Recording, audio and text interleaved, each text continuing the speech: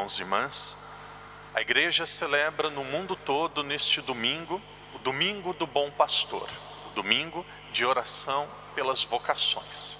A reflexão do padre de hoje será dividida em duas partes. Primeira parte, nós vamos meditar um pouco sobre o evangelho de hoje, uma parte mais breve. Depois nós vamos refletir sobre vocações. O evangelho de hoje nos diz que Jesus é o bom pastor. Queridos irmãos e irmãs, dizer que nós somos ovelhas de Jesus é uma grande verdade. Jesus é o bom pastor, nós somos suas ovelhas. Porém, o ideal da vida humana não é ser ovelha. O ideal da vida humana é se tornar pastor. O ideal da vida humana não é ser apenas cuidado. Existe um momento que Deus nos convida a sermos pastores, a também cuidarmos. E quais são as características de um bom pastor? E aqui aqueles que são pais, educadores, aqueles que trabalham na sociedade, aqueles que estão na igreja, todos nós somos chamados a pastorear, a cuidar de alguém. Durante a nossa vida, Deus vai nos confiando pessoas para serem cuidadas por nós. Quais as características para cuidarmos bem de alguém? Seja, por exemplo, alguém diz: padre, não tenho ninguém para mim, não tem ninguém para eu cuidar. Talvez você tenha uma empregada doméstica, uma funcionária em casa. Você é chamado a ser bom pastor dessa pessoa, mesmo sendo sua funcionária. Características do bom pastor. Primeiro, o próprio nome já diz. Aqui tem um adjetivo. O bom pastor, ele é bom. O bom pastor, ele é bom. Ele tem um coração bom. Dizia ontem na homilia e repito novamente hoje. 2 dias atrás eu me encontrei com o senhor bispo e perguntava assim para ele: se tinha algo que ele desejava que eu fizesse, se tinha uma prioridade para o meu ministério, para a nossa comunidade aqui de língua portuguesa. Eu imaginei que ele diria catequese, liturgia, ele poderia dizer para celebrar mais missas, e ele disse assim: Padre Daniel, em Macau existem muitas pessoas, muitos macaenses que vivem sozinhos nas suas casas. Não faz muito tempo 2 pessoas faleceram sozinhas e demorou muito tempo para se descobrir que essas pessoas tinham morrido, porque elas não são visitadas, vivem sozinhas. Eu te peço, descubra quem vive sozinho e visite essas pessoas. Vamos fazer um cadastro dessas pessoas. Eu fiquei surpreendido, mas isso vem de encontro com o evangelho de hoje. Isso significa ser bom pastor. Pastor é alguém que é bom, é alguém que cuida. Primeira característica, ter um coração bom. O bom pastor é alguém que é bom. Segunda característica, o bom pastor, ele oferece boas pastagens, ele oferece coisas boas, bom conteúdo, é alguém que contribui. O bom pastor é alguém agregador. O contrário de agregador é desagregador. O bom pastor é alguém que agrega, alguém que oferece boas pastagens. Terceira característica do bom pastor. O bom pastor é alguém que procura as ovelhas perdidas. Para nós, como comunidade, hoje tem menos pessoas porque está chovendo, até cancelamos a catequese, mas é muito cômodo para nós. Tá bom, quem é católico vem à missa, cumprimento todo mundo. Quem não é católico, paciência. Tem muitas pessoas que não estão vindo na igreja e falta apenas um convite, e falta apenas um incentivo. Queridos irmãos e irmãs, nós não podemos apenas cuidar daqueles que já estão no redil. Jesus, ele deixou as 99 ovelhas para ir atrás daquela que estava perdida. Uma vez, um pai, ele disse assim, um pai e uma mãe pediram por muito tempo: padre, reze pelo meu filho ter um trabalho, reze para o meu filho vir para a igreja, reze. E o padre rezou, a família também rezou. Chegou um dia, ele veio à missa, sentou e participou da missa. Que alegria no meu coração, que alegria. Esse pai e essa mãe trouxe a ovelha perdida. Isso não é o papel desse pai, dessa mãe, isso é o papel de todos nós. Trazemos a ovelha perdida. Outra característica, bom pastor, ele é bom. Bom pastor, ele oferece boas pastagens. O bom pastor, ele vai atrás da ovelha perdida. O bom pastor, ele conhece as suas ovelhas. É preciso conhecer. Uma vez no Brasil, um pai disse assim: padre, tem um problema muito difícil, talvez em Portugal também seja de certa forma comum. Meu filho está perdido no mundo das drogas. Mas não é só isso, a minha filha também. Preciso esconder as coisas de casa. E a mãe dizendo, o meu brinco, que eu ganhei na época do casamento de ouro, foi vendido por causa de drogas. Padre, onde que eu errei? Normalmente não é um erro, são um conjunto de coisas que vão acontecendo. E não dá para colocar só na conta do pai e da mãe, é um contexto todo. Mas veja, sabe qual é o móvel? Sabe qual que é a parte mais importante de uma casa? Sabe como que você pode salvar a sua família? Com 4 letras. Ih, padre, amor tem 3, já não sei. Não é amor. Se salva uma família através de mesa. A parte mais importante, o móvel mais importante da casa é a mesa. Quando existe uma mesa e as pessoas se sentam ao redor da mesa, elas olham nos olhos. Um pai, ele olha nos olhos da filha, ele sabe se tem coisa errada ou não. Padre, mas é tão difícil ter essa sensibilidade. Então, cheira o cabelo. Uma pessoa que usa droga, o cheiro da droga fica 24 horas por dia, pelo menos no cabelo. Como uma pessoa drogada, cheirando droga, entra em casa, o pai e a mãe vivem e não percebe que está usando droga. Percebe. Então, mesa, contato, conheça as ovelhas, proximidade. Não existe ex-pai, não existe ex-mãe. Onde você vai? O que você está fazendo? O pai tem todo o direito. Deixa eu ver o seu telemóvel. Ah, não deixo. Ué, como não deixa? Como não deixa? Eu sou seu pai, eu sou sua mãe. O pai e a mãe vai fazer com muito respeito. Mas este é o papel do educador, é o papel do pai e da mãe. Conhecer as ovelhas. Não sei hoje, mas antigamente minha mãe olhava para mim e dizia, o que você fez? Muitas vezes eu ligo para ela, ela diz, filho, você não está bem. E aí às vezes eu até choro, falo, mãe, não se preocupa. Não, filho, conta, o que está acontecendo? Porque conhece, o bom pastor, ele conhece as ovelhas. E aí depois a quinta e a última característica, o bom pastor dá vida pelas ovelhas. Aqui é algo raro. Normalmente, isso é uma característica de um pai e de uma mãe.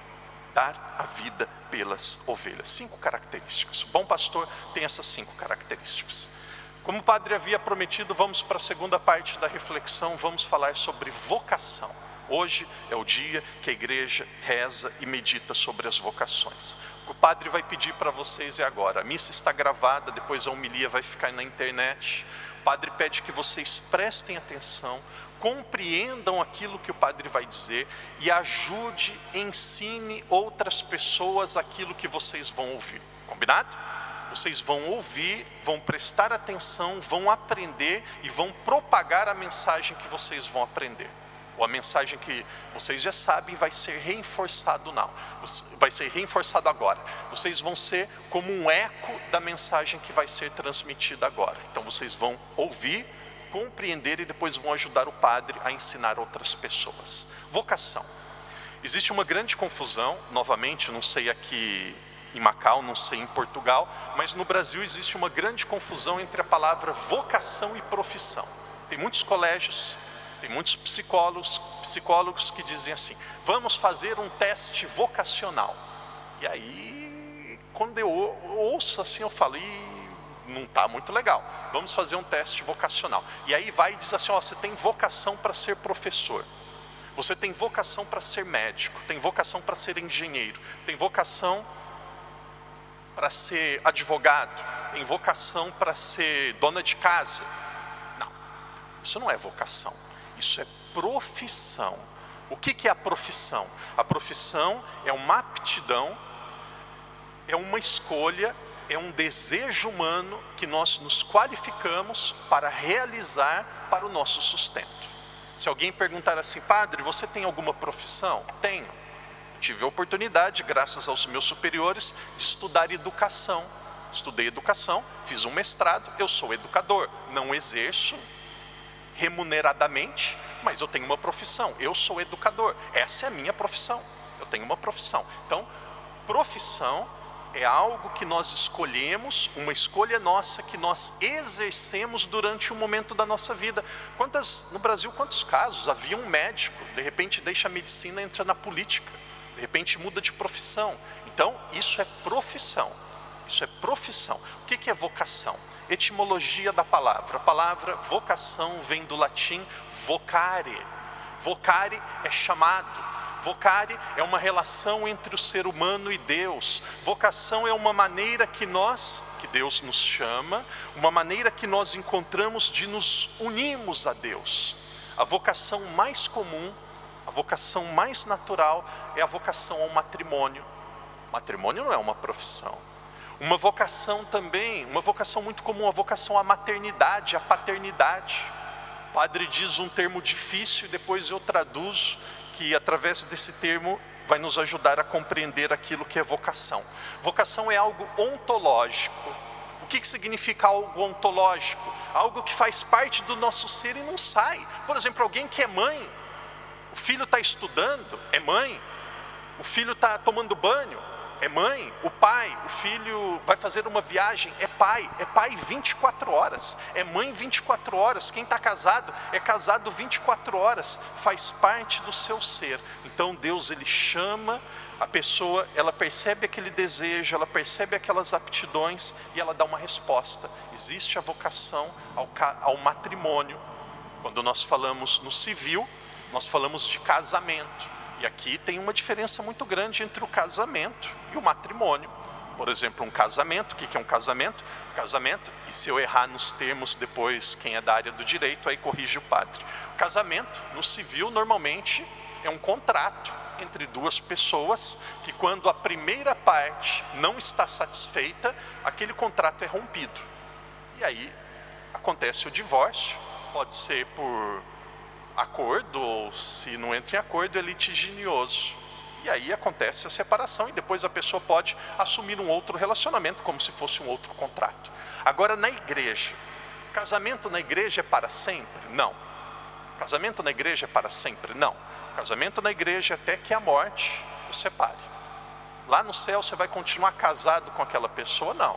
Quando a morte separa, aquele sacramento, aquele compromisso, ele terminou.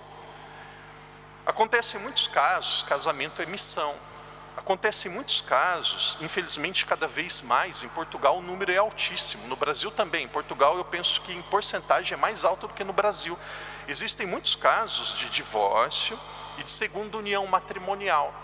Por exemplo, uma pessoa que ela se casou pela segunda vez. Existem muitos casos de pessoas que por algum motivo se separaram e se casaram a segunda vez.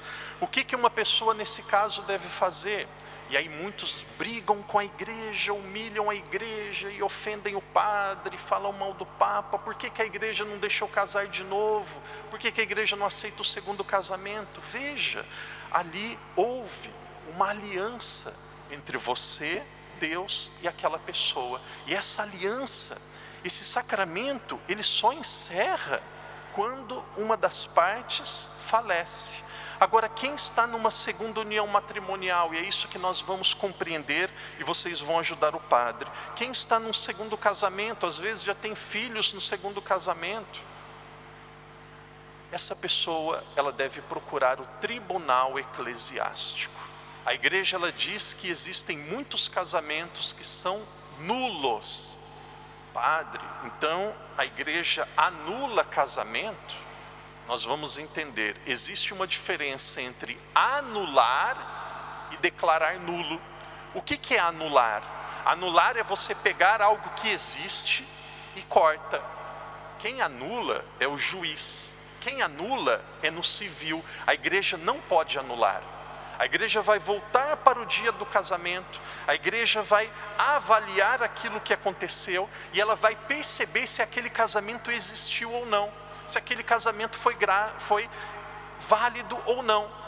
Uma vez eu acompanhei um caso no Brasil, o homem não podia ter filhos e ele não contou para a noiva, de repente eles se casaram e não tinham filhos. E aí se separaram, ela arrumou um outro parceiro. De repente, alguns meses, algumas semanas depois, ela ficou grávida. E ela foi descobrir que ele mentiu. O casamento deles foi válido ou não? Não foi válido, porque o consentimento não foi pleno. Ela não sabia a pessoa que ela estava casando. Ele omitiu uma verdade, escondeu algo que ela deveria saber. Então o que a igreja vai fazer? A igreja anula? Não, a igreja não anula porque nunca existiu aquele casamento. Ela é solteira. Para acontecer um casamento não é preciso apenas colocar a aliança no dedo, ganhar a bênção do padre, depois dar um beijo no dia do casamento, ter depois a consumação no ato íntimo. Isso é uma parte, existe uma lista de mais ou menos 30 coisas que precisa acontecer. Falhou uma, o casamento não existiu. Por exemplo, ficou grávida. O pai falou, a filha minha não fica grávida em casa. Então vamos casar. E vai lá e casa, festa linda, tem tudo. Casamento aconteceu ou não? Não aconteceu, não foi casado. Por quê? Porque casou, porque estava de certa forma sendo influenciada pelo pai. Então existem muitas pessoas que estão sofrendo sem necessidade. Aconteceu uma vez também, aconteceu na comunidade portuguesa, não importa quem é.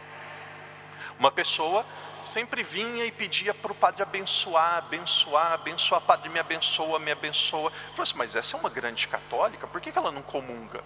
E um dia eu falei com muito jeito, por que a senhora não comunga? Não, padre, porque eu me separei e hoje eu vivo sozinha, me separei, me divorciei e falaram para mim na igreja que eu não posso comungar. Meu Deus, estragando, destruindo a vida da pessoa. Ela continua casada para Deus, ela não vive mais com aquela pessoa, mas ela não tem outra pessoa. E se ela não tem outra pessoa, não tem nenhum impedimento. Então quem separou, até se por algum motivo acabou se divorciando, mas se não tem outra pessoa, para Deus continua casado, continua e pode comungar. Então, queridos irmãos e irmãs, a igreja ela é sábia.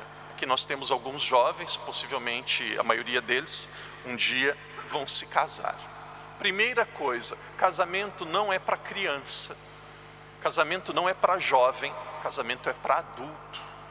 Porque casamento exige maturidade, renúncia, casamento exige perdão, casamento exige sacrifício. Tem muitos jovens que acham. Uma vez, eu me recordo num casamento, eu dizia assim, fiz uma pergunta para os noivos, e eu perguntei primeiro para ele, você está casando para você ser feliz? Padre, estou. Então não casa. Por quê? Eu vou ser infeliz? Não, não estou dizendo isso. A pessoa deve casar não para ser feliz, ela deve casar para fazer o cônjuge feliz.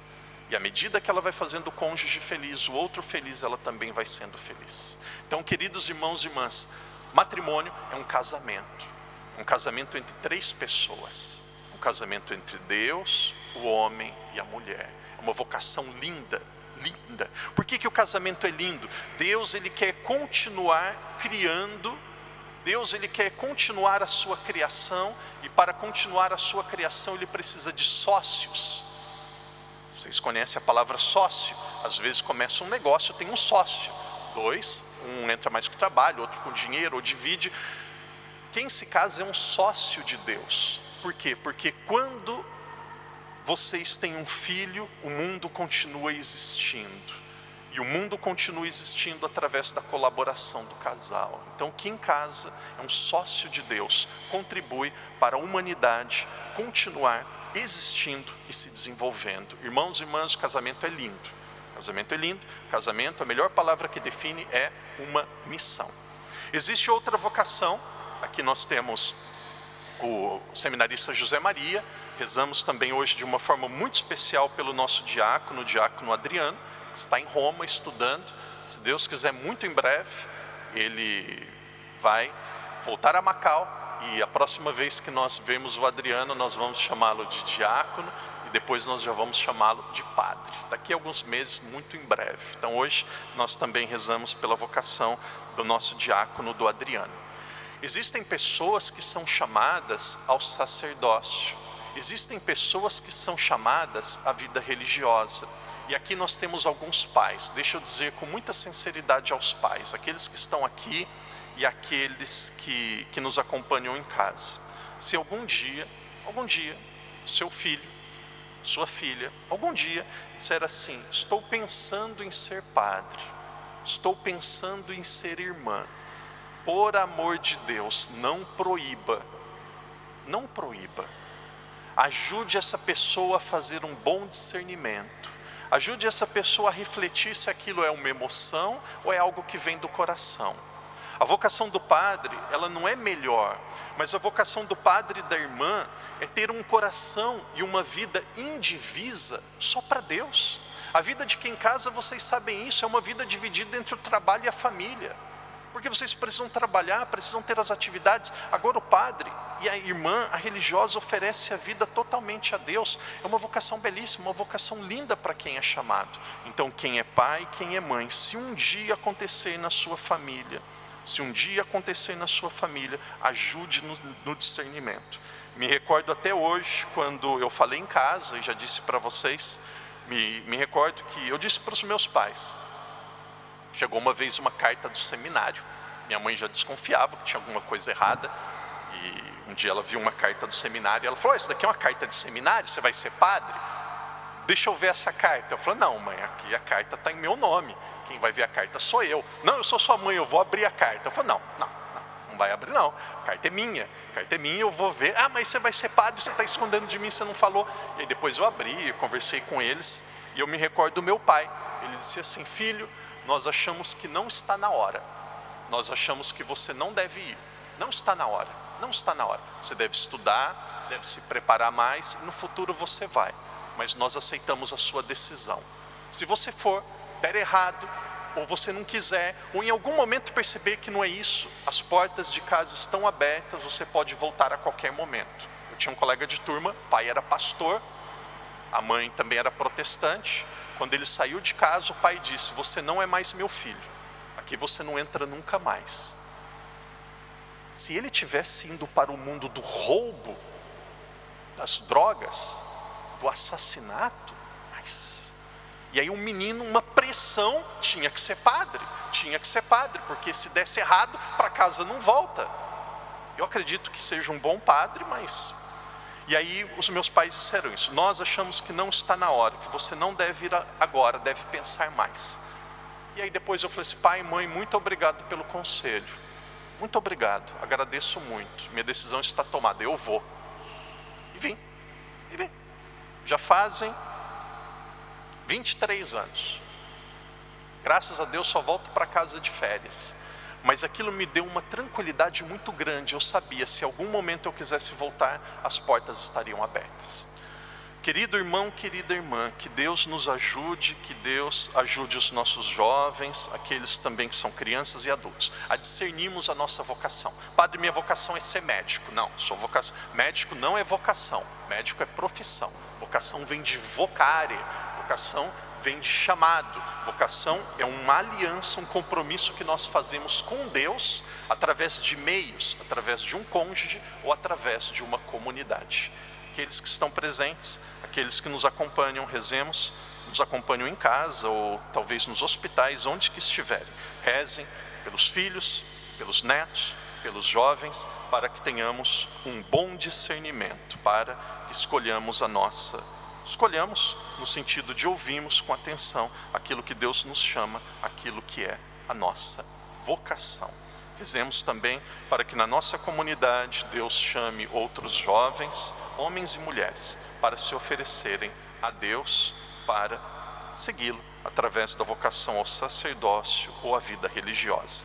E aqueles que namoram, aqueles que se preparam no noivado pelo casamento, que Deus os ajude a constituírem uma família santa como a família de Nazaré.